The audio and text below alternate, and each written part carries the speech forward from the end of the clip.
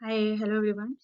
सो आज हम लोग देखेंगे clause number 8 which is operation. अभी तक हम लोगों ने क्लॉज 7 तक देख लिया है और क्लॉज 7 तक हमने जो भी काम किया है वो काइंड ऑफ प्लानिंग जैसा है कि हमने अपनी सारी चीज़ें प्लान कर ली हैं। Remember that PDCA cycle which means कि हमने प्लान कर लिया है, उसी में हमने एक्ट कर लिया है। अभी हम ये देखेंगे कि एक्चुअली कंपनीज कोई चीज़ परफॉर्म कर पा रही है या नहीं कर पा रही है, या कंपनी अगर परफॉर्म करेगी तो कैसे करेगी। ठीक है, तो क्लॉज नंबर 8 में दो क्लॉजेज हैं। 8.1 which is operational planning and control, 8.2 which is emergency preparedness and response. सबसे पहले देखते हैं 8.1 which is operational planning and control. तो देखो, ऑपरेशनल प्लानिंग एंड कंट्रोल का मतलब क्या हो गया कि आप कोई भी कंपनी बेसिकली अपनी डेली एक्टिविटीज जो कि इन्वायरमेंट को हार्म कर रही है उसे कंट्रोल कैसे करेगी। ठीक है, मान लो आप ई वेस्ट जनरेट करते हो और अगर आप उसको ऐसे ही किसी सर्टिफाइड वेंडर के थ्रू ना करके ऐसे ही डिस्पोज कर देते हो, इसका मतलब आप इन्वायरमेंट को हार्म कर रहे हो, है ना। तो अब इसके कंट्रोल मेजर्स क्या होंगे, आप इसको कैसे कंट्रोल कर सकते हो, इस चीज को बोलते हैं ऑपरेशनल प्लानिंग एंड कंट्रोल। ठीक है, तो सबसे पहले आईएसओ आपसे क्या बोलता है, the organisation shall establish, implement, control and maintain the process needed to meet EMS requirement and to implement the actions identified in 6.1 and 2, which is your clause number 6, by establishing the operating criteria for the process, which means कि जब आपने ये define कर लिया है कि हाँ आपका environmental aspect जो है वो ई वेस्ट है, आपको उसके अगेंस्ट में एक ऑपरेटिंग क्राइटेरिया, इसे SOP बोलते हैं, which is standard operating procedures, उसे इसे ही आप SOP की तरह ही समझ लो। तो आपको वो क्रिएट करना होता है उसके लिए।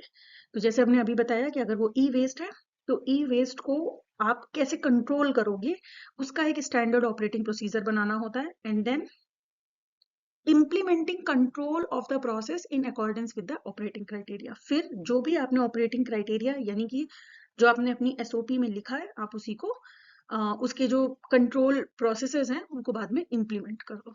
ठीक है, एक बात याद रखना है कि जो कंट्रोल्स हैं वो इंजीनियरिंग कंट्रोल्स भी हो सकते हैं, प्रोसीजरल भी हो सकते हैं। आप एक कंट्रोल कर सकते हो, कॉम्बिनेशन ऑफ कंट्रोल कर सकते हो, किसी भी तरीके की हायरार्की को फॉलो कर सकते हो, जैसे कि एलिमिनेशन, सब्सटीट्यूशन, एडमिनिस्ट्रेटिव। इस तरह से आप किसी भी तरह से कंट्रोल मेजर्स को अप्लाई कर सकते हो। ठीक है, then the organisation shall control planned changes and review the consequences of unintended changes. ठीक है, समझना, प्लान चेंजेस मतलब जब आपको पता है कि या तो कंट्रोल करने से या आपके जो इन्वायरमेंटल क्राइटेरिया है जिसकी वजह से जो चेंजेस आएंगे वो प्लान्ड है उनके लिए, और अगर वो प्लान नहीं है, कोई अनइंटेंडेड चेंजेस हैं जो आप, कोई इमरजेंसी आ सकती है, कुछ भी ऐसी चीजें हैं जो आप फोर्सी कर रहे हो, उनके कॉन्सिक्वेंसेस को भी रिव्यू करके उसके भी कंट्रोल मेजर्स को इम्प्लीमेंट करना है।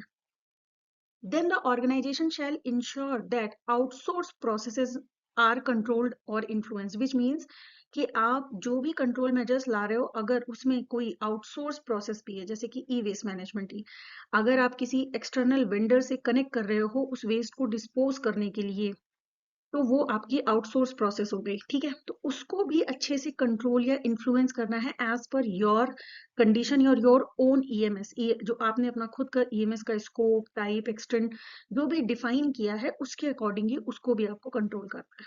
ठीक है, consistent with life cycle perspective, the organisation shall मतलब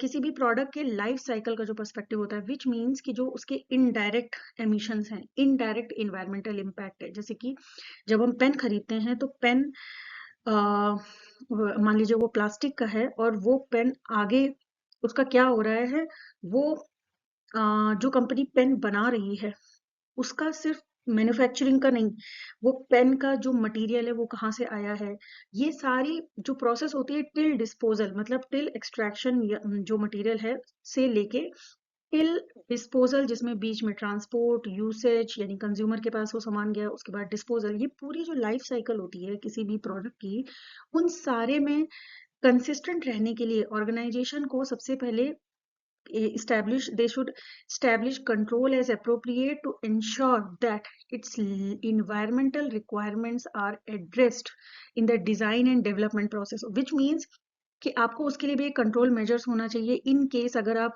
कर सकते हो तो उसके डिजाइन फेज से ही उसके इन्वायरमेंटल इम्पैक्ट को कम करना होता है, और otherwise determine its environmental requirements for procurement of the product. कुल मिला के बात ये है कि उसके प्रोडक्ट के सप्लायर का ट्रांसपोर्टेशन, उसका यूसेज, उसका डिस्पोजल, इन सारे जो टाइम है, जो इस पूरा का पूरा ये साइकिल है, इस पूरे टाइम पे किस तरह के इन्वायरमेंटल कंट्रोल हो सकते हैं इन्वायरमेंटल इम्पैक्ट के ऊपर, ये सारे के सारे इन्वायरमेंटल इम्पैक्ट के अगेंस्ट में जो भी कंट्रोल मेजर्स हैं आप कर सकते हो, वो आपको करना चाहिए। ठीक है। Then organisation shall maintain documented information for this. इसका मतलब ये सारी चीजें आपके पास डॉक्यूमेंटेड इन्फॉर्मेशन की तरह होनी चाहिए। तो जैसे इन शॉर्ट आप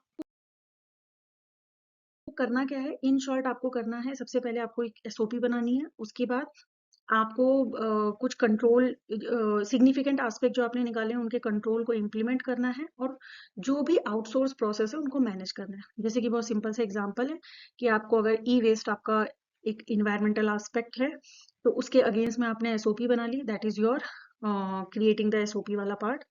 देन वो ई वेस्ट के कलेक्शन के लिए, उसके डिस्पोजल के लिए आपने एक वेंडर एग्रीमेंट कर लिया, that is your managed outsource process part.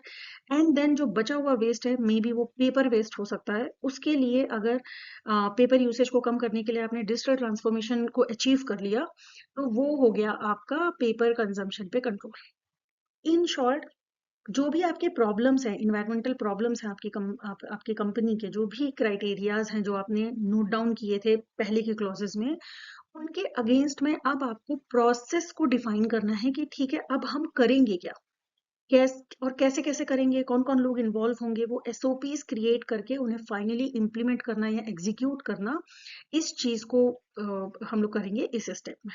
ठीक है। तो सबसे पहले तो ये जानने के लिए कि आपको लाइफ साइकिल असेसमेंट समझ में आया या नहीं, हमें बताइए जल्दी जल्दी कि आपके कंपनी में आपको क्या लगता है कि कौन सी चीज के लिए इनडायरेक्ट इन्वायरमेंटल इम्पैक्ट हो सकता है आपकी कंपनी के ऊपर। सोच के देखिए कि क्या लगता है आपको कि लाइफ साइकिल क्या होती है किसी भी चीज की, और अभी आप करंटली आपकी कंपनी में ऐसी क्या चीज है जिससे इन्वायरमेंटल इम्पैक्ट इनडायरेक्टली क्रिएट हो सकता है। ठीक है। नेक्स्ट है 8.2, which is emergency preparedness and response, which means कि अगर कुछ गलत हो जाता है, यानी कोई इमरजेंसी आ जाती है, तो क्या आप प्रिपेयर हैं, या अगर आप प्रिपेयर है तो आप कैसे प्रिपेयर कर रहे हैं अपने आप को, और उसका रिस्पॉन्स कैसे करेंगे। ठीक है। जो इमरजेंसी कैसी भी हो सकती है, जैसे कि फायर हो सकता है, केमिकल स्पिलेज हो सकता है, फ्यूल लीकेज हो सकता है, और आईएसओ क्या एक्सपेक्ट करता है, आईएसओ एक्सपेक्ट करता है कि आपके पास एक इमरजेंसी प्लानिंग होनी चाहिए, जिस पे एक पीरियोडिक टेस्टिंग होनी चाहिए, मॉक ड्रिल्स होने चाहिए बहुत सारे। ठीक है। तो इसमें देखते हैं क्या है। Organization shall establish, implement and maintain the process needed to prepare for and to respond to potential emergency situation identified in 6.1.1। 6 clause में जो आपने इमरजेंसी सिचुएशन या अपने इमरजेंसी प्रॉब्लम्स लिखे थे, अब आपको ये बताना है कि उस सिचुएशन को डील करने के लिए आप कितने प्रिपेयर हो, क्या प्रोसेस है, उसके बारे में बात करनी है। Then organization shall prepare or respond to planning action to prevent or mitigate adverse environmental impact from the emergency situation। जैसे मान लीजिए फ्लड आ गया, उससे बचने के लिए, उससे प्रिवेंट होने के लिए क्या एक्शंस प्रिपेयर कर रहे हैं, उसका उसका प्लानिंग करना है। देन जब एक्चुअल वो सिचुएशन आ गई है तो उसमें हम कैसे रिस्पॉन्ड करेंगे, वो रिस्पॉन्स के लिए रेडी रहना है।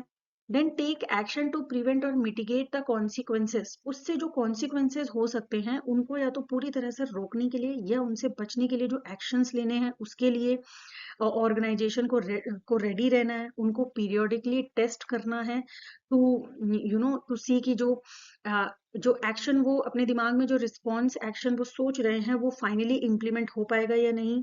तो periodically review and revise the process and plan response actions. For example, fire के टाइम पे अगर उन्होंने ये प्लानिंग की है कि आपको लिफ्ट से नहीं जाना है, स्टेयर केस से जाना है, और कैसे जाएंगे, फायर एक्सटिंग्विशर कैसे यूज करेंगे, जब तक इनके मॉक ड्रिल्स नहीं होंगे, कोई इनको इमरजेंसी सिचुएशन में इम्प्लीमेंट नहीं कर सकता। तो ये मॉक ड्रिल्स करना, इनका पीरियोडिकली टेस्ट करना, चेक करना कि क्या लोग आपके कंट्रोल एक्शंस को इम्प्लीमेंट कर पा रहे हैं, अगर नहीं कर पा रहे हैं तो उनमें रिविजन्स करना, उनकी और ट्रेनिंग लेना, उनको और इन्फॉर्मेशन प्रोवाइड करना, ये सारी चीज़ें जो होती हैं इसे बोलते हैं इमरजेंसी प्रिपेयर्डनेस एंड रिस्पॉन्स। ठीक है, इसे हम लोग क्लाइमेट रिलेटेड रिस्क या इन्वायरमेंटल रिस्क या environmental social and governance risk भी बोल सकते हैं। जैसे कि हमने एग्जांपल दिया फ्लड का। फ्लड अगर आप इस किसी ऐसे एरिया में आपका ऑफिस है जहाँ पर फ्लड चांसेस हैं, तो फिर आपके एम्प्लॉय फंस सकते हैं। कोई ऐसे एम्प्लॉय हो सकते हैं जो बहुत दूर से ट्रैवल कर रहे हैं, तो वो कैसे रिस्पॉन्स देंगे इस तरह की सिचुएशन में, आप उनको कैसे प्रिवेंट करोगे, कैसे आपका फंक्शन चलते रहना चाहिए। ऐसे नहीं हो सकता कि फ्लड आ गया और हफ्ते भर के लिए आपने अपनी कंपनी बंद कर दी और कोई भी एम्प्लॉय काम नहीं कर पा रहा है। तो उसके लिए क्या मेजर्स ले रहे हो आप, क्या आपके जो लोग जो एम्प्लॉई हैं उस चीज़ के लिए ट्रेन है कि उन्हें इन सिचुएशन में कैसे रिस्पॉन्स करना है। ठीक है, ये सारी चीज़ों का जो कुल मिला के जो फाइनल गिनता है उसे बोलते हैं emergency preparedness and response. Organization shall maintain documented information to the extent necessary to have. So basically इस emergency preparedness and response को भी documented information रखना है।